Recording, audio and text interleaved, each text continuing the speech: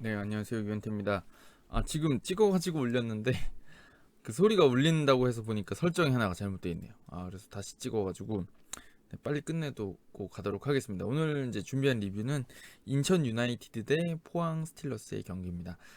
이 두 팀 경기가 사실 1대1로 끝나서 조금 이렇게 불붙은 경기 느낌은 아니었습니다. 하지만 저는 이 경기가 굉장히 재밌었다는 생각이 들었던 게 이 두 감독님이 그려온 그 전략들, 우린 이렇게 경기를 풀어가야 된다고 하는 것들이 좀 명확하게 보이면서 어떻게 보면 경기 내적으로 많은 골이 터져서가 아니라 이 두 감독님들의 생각들을 이 생각들이 경기장에서 어떻게 펼쳐지는가를 보면 상당히 재밌는 경기가 아니었나라는 생각이 들어요. 그래서 저는 이 경기 정말 재밌게 봤거든요. 그래서 그 얘기를 조금 해드리고 가려고 하고요.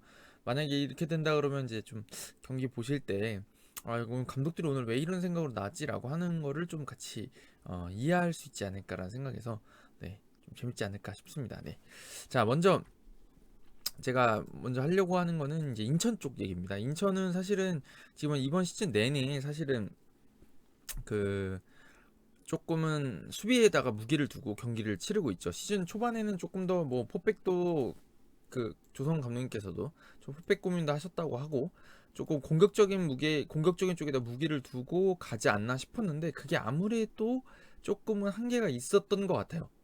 어찌 됐든 간에 이거를 그 성적을 내면서 본인들이 하고 싶은 축구를 해야 되는 건데 그게 쉽지 않았기 때문에 지금은 어떻게 보면은 조금은 수비에 무게를 두고 있는 게 맞는 것 같습니다. 근데 이번 경기에서도 결국에는 그 실점을 90 뭐 이제 후반 추가 시간에 하기 전까지는 정말 수비를 잘 해냈고 그 다음에 또 하나 더 말씀드리면 지난 강원전처럼 그 잘 나가고 잘 풀어가는 경기에서 이제 한 골을 넣으면서 뭔가 이제 괴롭힐 수 있는 확실히 우리는 누군가를 괴롭힐 수 있어라는 걸 보여주는 경기가 아니었나 싶어요. 근데 이제 이거는 제가 보기에는 이제 바둑알을 좀 불러오려고 그러는데 인천이 가지고 있는 큰 그림이라고 보시면 될 것 같아요. 제가 이제 제목을 그렇게 지을 건데 인천의 큰 그림이라고 하는 게 뭐냐면 인천의 플랜 A.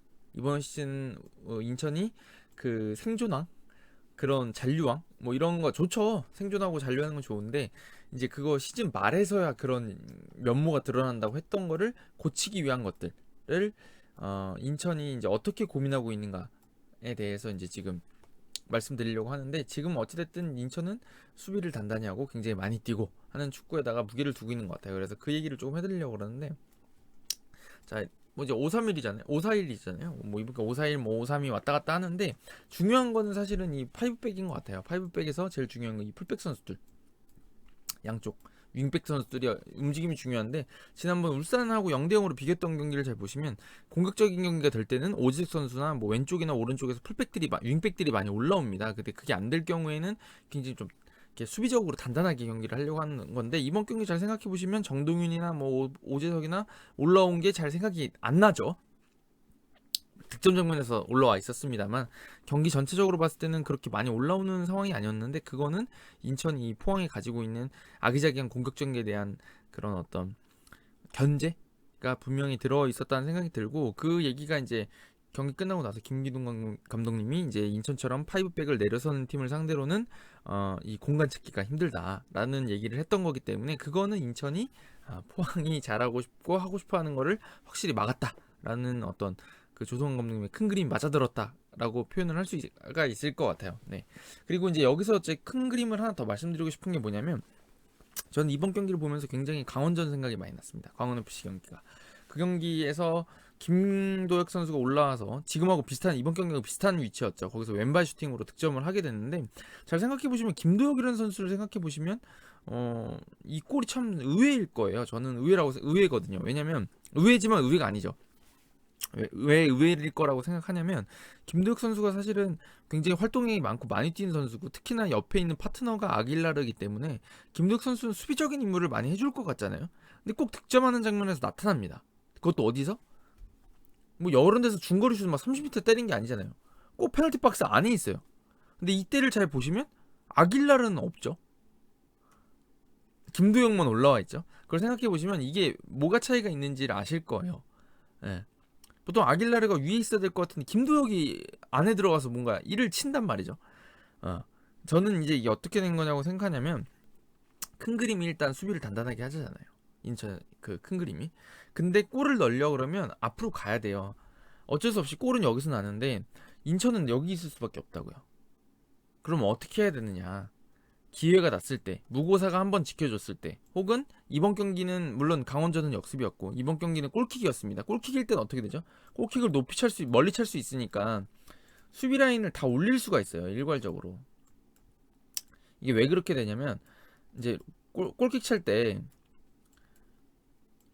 보통 이제 경기장에서는 굉장히 한쪽에 많이 모여 있습니다. 그러니까 보통 요 안에 20명이 다 들어가 있는 경우들이 많은데, 롱킥 길면 길수록 여기 떨어진다고 했을 때 포항 선수들이 안 내려갈 수가 없어요. 이건 수비 라인을. 왜냐면 이 선수들도 다 내려와야 돼요.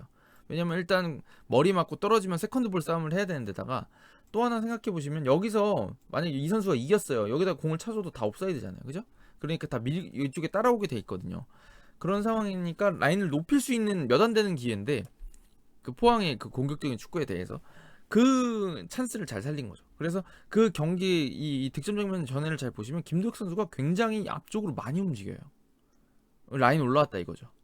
네. 그게 이제 상당히 저는 인상 깊었고, 그런 상황에서 꼭 김도혁 선수가 1을 칩니다. 그리고 그거에 대해서 또 하나 말씀드리고 싶은 건, 김도혁이라는 선수가 제가 지금 설명드린 것처럼 굉장히 수비에 강점이 있는 선수다 보니까 상대편들도 김도혁 선수 견제를 놓치는 성향들이 많습니다. 매번 공격에 들어온 선수면, 예를 들면 울산의 박호다, 혹은 김보경이다, 그러면 다 요주의 인물인 걸 알고 있잖아요. 근데 김도혁 선수는 거의 수비만 하고 열심히 해주고 막 뒤에서 많이 뛰는 것 같다가 어느 순간에 올라와서 앞에서 한번 숫자를 더해주니까 이걸 누가 잡아야 될지가 잘 인수인계가 안 되는 느낌인 거죠. 근데 이거를 저는 우연이라고는 생각하지 않습니다. 이게 잘 어우러지는 게, 인천이 가지고 있는 단단한 수비, 그 다음에 김도혁이 가지고 있는 많이 뛴다는 그 특성, 그 다음에 김도혁의 왼발, 요게 다 더해지고 나면 순간적으로 한 번씩 올라가서 뭔가 일치고 내려오기에 딱 적합한 거죠. 지금 제가 보기에는 이게 인천이 가지고 있는 큰 그림인 것 같고, 어찌됐든 지금까지 9위에 가고 있고, 그 다음에 시즌 전체를 봤을 때, 그러니까 지난 시즌, 지지난 시즌 봤을 때, 시즌 이 현재까지 봤을 때 가장 좋은 출발을 보이고 있죠. 예전에는 거의 뭐 강등 얘기가 나오고 나서야 잘했는데, 지금은 일단 어찌됐든 승점을 계속 쌓아가고 있는 상황이니까 절망적이진 않잖아요. 그 점에서 굉장히 높은 평가를 주고 싶고, 인천이 나름대로 그림은 잘 그려가고 있다라는 평가를 일단 첫 번째로 드리고 싶습니다. 자, 그리고 두 번째는 울산 얘기인데요. 포항 얘기인데요. 포항이 이번 경기에서는 슈팅을 17개나 때렸습니다. 근데 이제 득점은 하나였죠.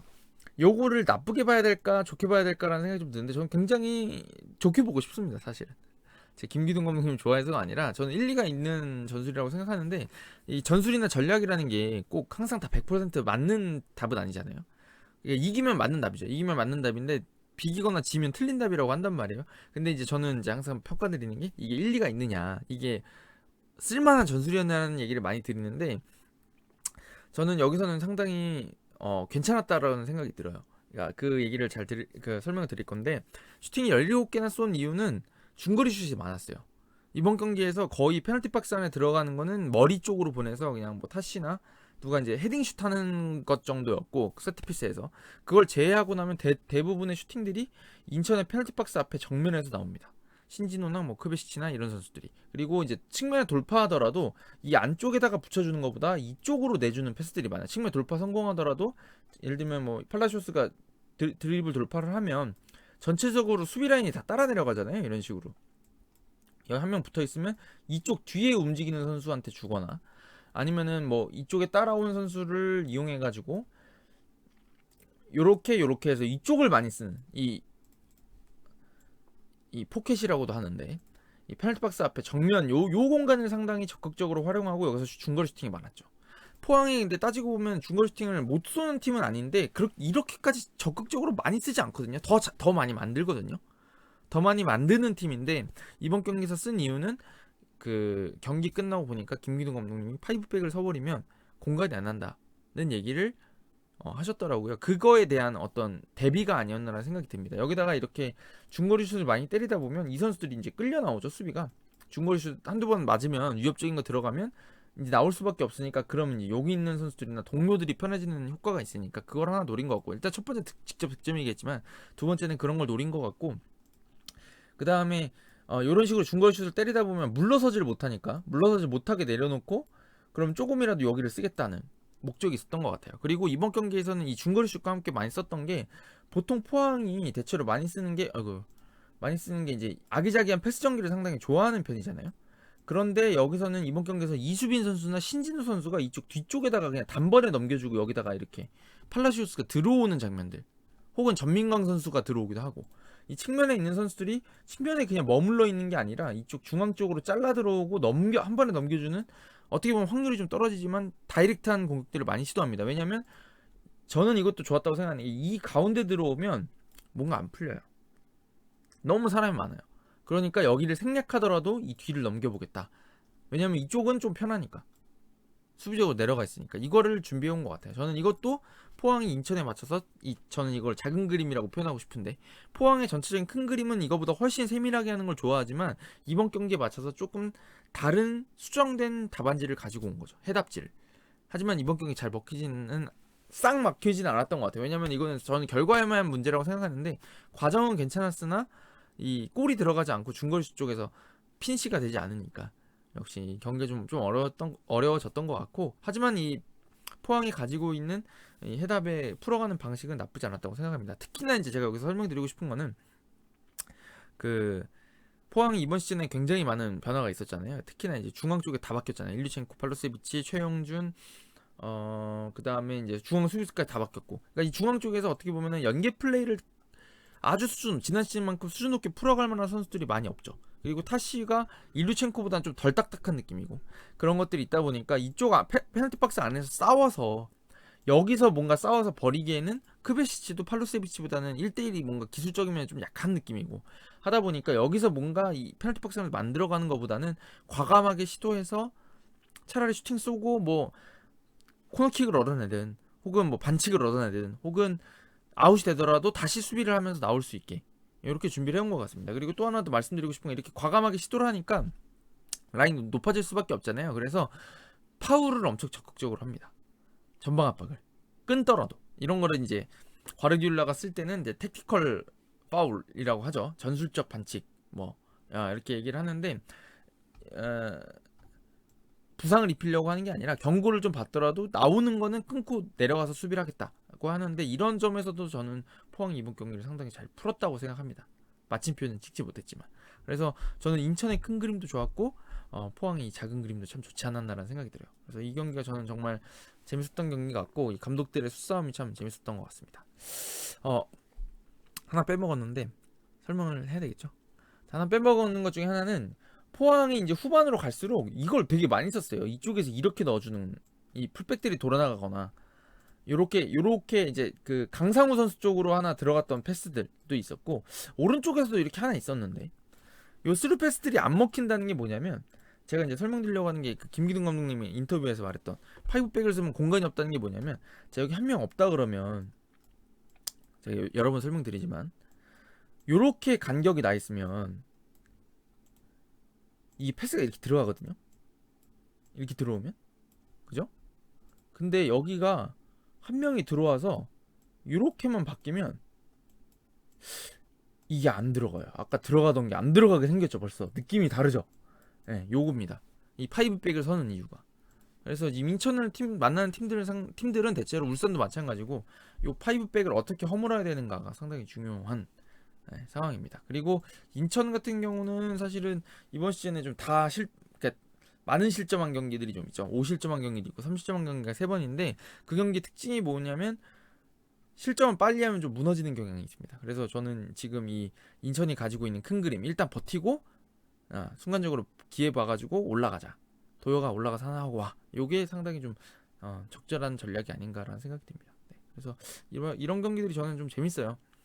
경기 내용 자체로 보면 뭐 엄청나게 골이 많이 터지고 그런 경기는 아니지만, 이 두 팀이 가지고 있는 생각들, 우리가 경기를 어떻게 풀어가야 되고 이번 경기를 어떻게 준비해왔다라는 게 딱 그렇게 콘셉트가 보이는 경기를 보면 저는 상당히 재밌는 것 같습니다. 그래서 인천은 이번 시즌 내내 준비해왔던 대로 단단한 수비를 펼치고, 기회를 봐서 활동량이 많은 김도혁이 순간적으로 페널티 박스 안까지 진입해가지고 뭔가 한 건 버리는, 그게 잘 적중했던 것 같고, 포항은 중거리 슛을 과감하게 시도하고, 지금 믿을 수 있는 공격수가 사실은 없는 상황이니까 그 상황이라서 이렇게 풀어가는 게 상당히 좋았고, 최근에 이제 워낙 이제 포항이 좀 좋아지는 것 같아가지고 이제 조만간 김기동 감독님 전화 드려가지고 임상엽, 이수빈, 그 다음에 이제 이광준 맞나요?